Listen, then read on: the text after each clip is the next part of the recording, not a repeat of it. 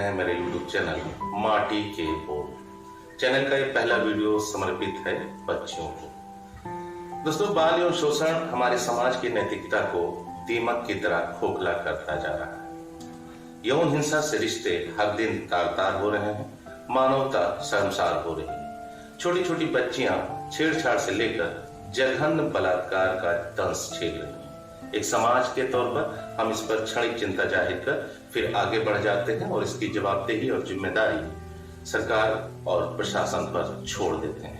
बाल यौन शोषण के विरुद्ध लड़ाई में जरूरी है कि माता पिता और शिक्षक बच्चों को छोटी उम्र से ही बाल इसके प्रति जागरूक करें। इसी क्रम में आज हम आपकी मुलाकात कराएंगे एक ऐसे सरकारी स्कूल टीचर से जो गुड टच और बैड टच के माध्यम से बच्चों को इसके प्रति जागरूक कर रही है। तो ये चलते हैं वर्षा मैम की पाठशाला में। तो आज हम पढ़ेंगे किसके बारे में?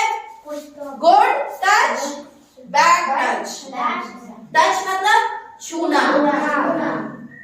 दो तरह के टच होते हैं, गुड टच, बैड टच। अब गुड टच का क्या मतलब होता है? जैसे कि कोई, अब मैं बता रही हूँ, ध्यान से सुनिए। जैसे आप हैं, स्कूल आते हैं, आपने बहुत अच्छा काम किया, तो मास्टर जी या आपकी जो मैडम है वो क्या कहती हैं? बेटा बहुत अच्छा। आपके सर पे हाथ रख के आपको बोलती है ना अच्छा जी। अगर आप कोई चीज नहीं समझ में आ रही है, हाथ पकड़ के सिखा देते हैं। बहुत अच्छा काम करते हैं, अच्छे से परफॉर्म करते हैं तो पीठ थपथपा देते हैं। ये सब क्या होते हैं? Good touch. क्या कहते हैं? अब हमारे शरीर में कुछ ऐसे पार्ट्स होते हैं, कुछ ऐसे अंग होते हैं जिन्हें हम हमेशा ढक कर रखते हैं। कपड़े पहनकर आते हैं ना सर, हमेशा ढक कर रखते हैं।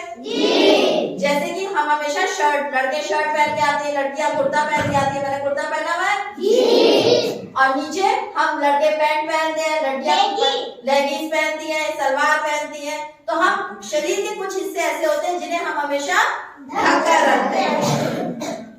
तो वो हिस्से कौन से होते हैं? सबसे पहले आपकी चेस्ट,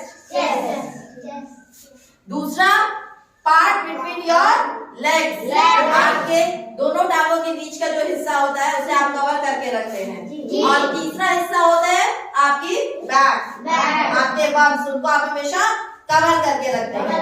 तो ऐसे शरीर के अंग जिन्हें आप कवर करके रखते हैं, उन्हें आप किसी को छूने नहीं देते।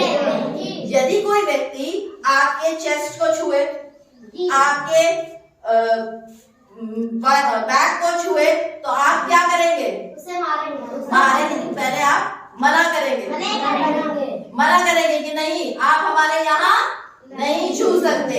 ये टच जो होते हैं ये बैड टच में आते हैं, ये बैड टच है। तो क्या समझ में आया?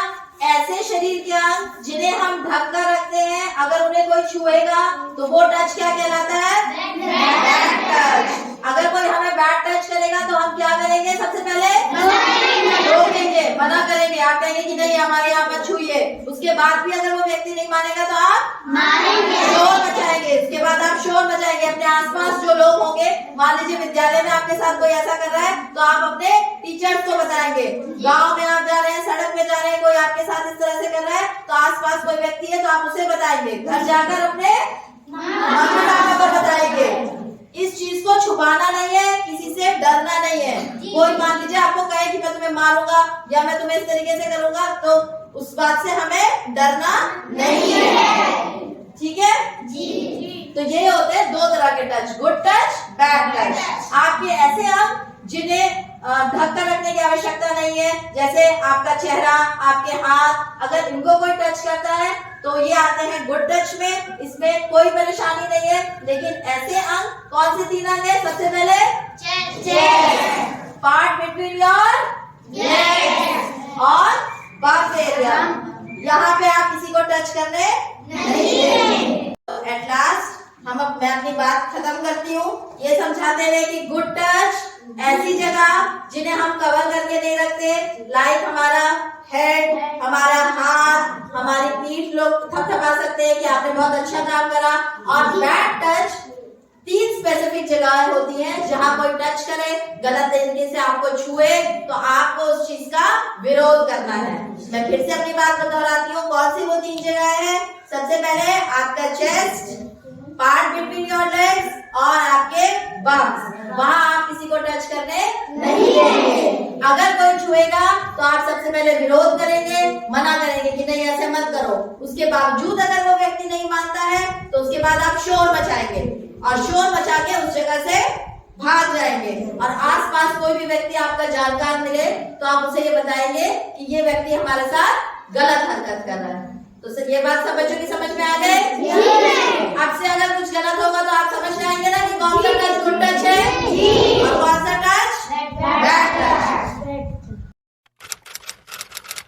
हमारे बच्चे जो है वो विक्टिम्स है, तो सबसे ज्यादा प्रभाव, सबसे बुरा प्रभाव तो ये है कि वो घबरा जाते हैं, डर जाते हैं। उस चीज को अभी वो समझने लायक नहीं है कि सामने वाला व्यक्ति हमसे क्या चाहता है। उस घबराहट की वजह से बाहर आना जाना कम कर देते हैं, खेलना कम कर देते हैं। और सबसे बड़ी दिक्कत ये है कि हमारे जो इंडियन पेरेंट्स हैं उनकी मानसिकता थोड़ी सी संकीर्ण है। अगर किसी की बेटी घर जाकर ये बात बताती है कि हमारे साथ ये फला अंकल ने ये हरकत करी, तो वो उसको तो नहीं डांटने जाएंगे, अपनी बेटी को नजरबंद कर देंगे घर में कि तुम घर में रहो, तुम्हारे कपड़ों में कमी थी या तुम्हारे अंदर ये कमी थी। तो इसका दुष्प्रभाव बच्चे पे पड़ता है। वो खुद को गलत मानने लगता है कि शायद मेरी गलती थी, इस वजह से ऐसा हुआ।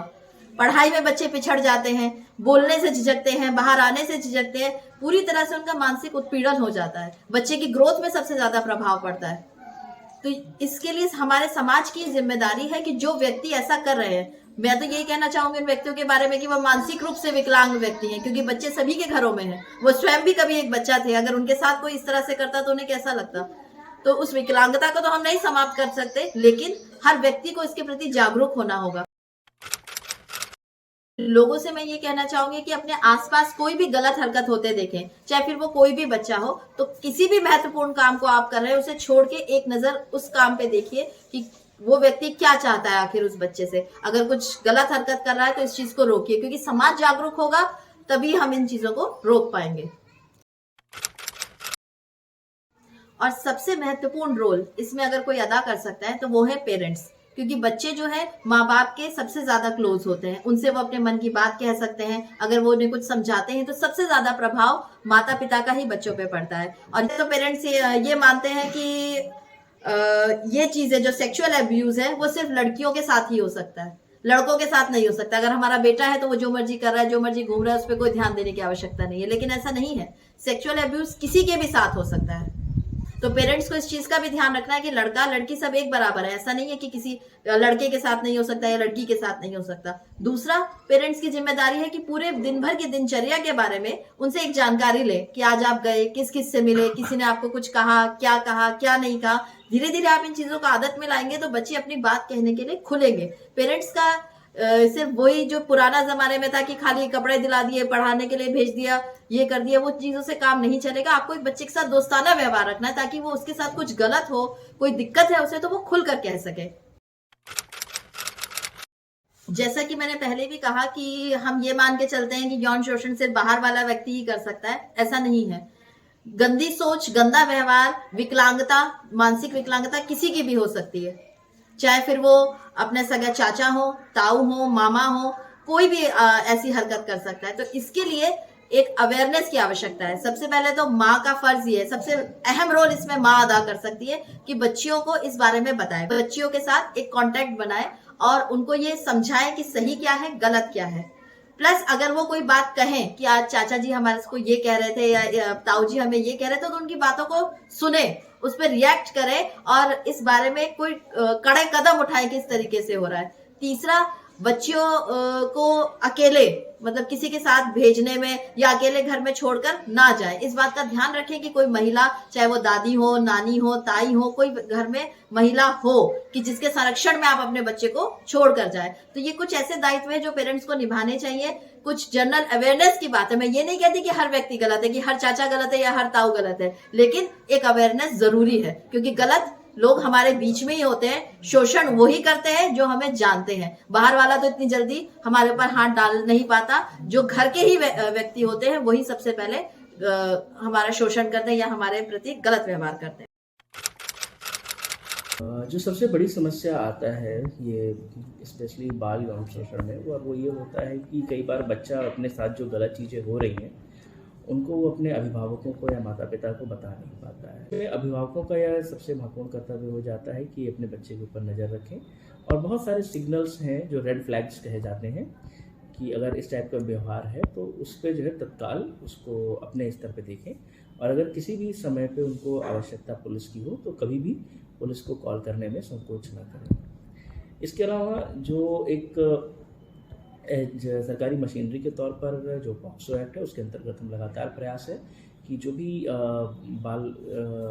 बच्चों के साथ जो सेक्सुअल ऑफेंस होते हैं उस पर हम कठोर कार्रवाई करें, तेज़ी से कार्रवाई करें, और प्रयास ये है कि इसमें हम जितना जल्दी से जल्दी सज़ा दिलाने में सफलता पाएँ। और इसमें भी हमारा जो प्रयास है पिछले विगत 1 वर्ष का वो काफ़ी अच्छा रहा है। हमने कई सारी सजाएं कराने में सफलता प्राप्त की। एक मामले में तो हमने मात्र 27 दिनों में कन्विक्शन हमें मिला है। तो ये दिखाता है कि एक समाज, पुलिस मशीनरी और जो प्रोसिक्यूशन है और कोर्ट है, अगर जब एक साथ काम करते हैं तो किसी भी जो सामाजिक बुराई है उससे निपटना मुश्किल नहीं होता।